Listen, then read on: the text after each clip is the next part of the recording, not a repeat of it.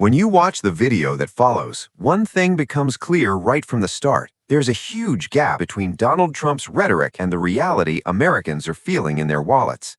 While the president once again insists on portraying affordability and prosperity as historic achievements, the numbers tell a very different and far more uncomfortable story for the White House. In this video, you will see how the fantastic economy narrative begins to unravel when confronted with recent data, public reaction, and even Trump's own behavior on social media. There are clear signs of nervousness, almost desperate pleas for validation, and the return of an old strategy, pointing fingers at the past instead of taking responsibility in the present. Pay close attention to the details, because nothing here is a coincidence. Notice how certain figures are introduced, how specific words are chosen, and above all, how blame is shifted with surgical precision. What lies behind this insistence? Why now? And what does it reveal about the true state of the American economy? What you are about to see helps answer these questions, and not in the way Trump would like.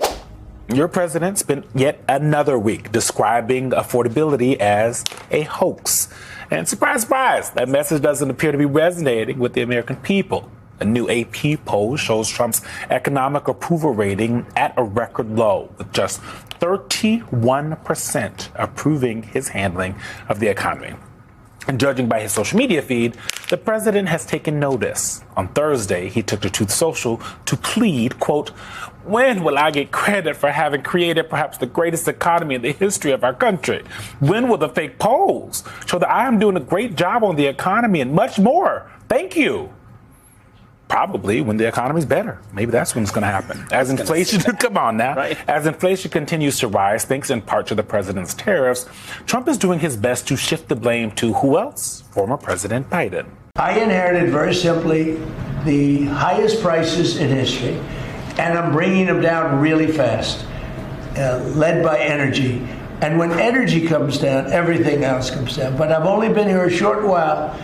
And we gave them a beautiful, beautiful thing, and they destroyed it. After watching all of this, it becomes difficult to sustain the fantasy that Donald Trump insists on selling. The numbers do not lie, yet the president continues trying to convince the country that the economy is doing very well, even as most Americans feel exactly the opposite at the grocery store, in rent payments, and in their everyday bills.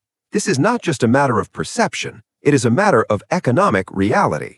What we saw here was yet another chapter in a familiar pattern. When the data is bad, Trump attacks the polls. When inflation tightens, he blames the previous administration. When the economy fails to deliver results, he promotes himself on social media. None of this lowers prices. None of this raises wages. And it certainly does not help families who are struggling to make it through the month. Shifting the blame to Biden may work as political rhetoric, but it does not resolve the effects of tariffs, it does not explain the loss of confidence, and it does not make the economy respond.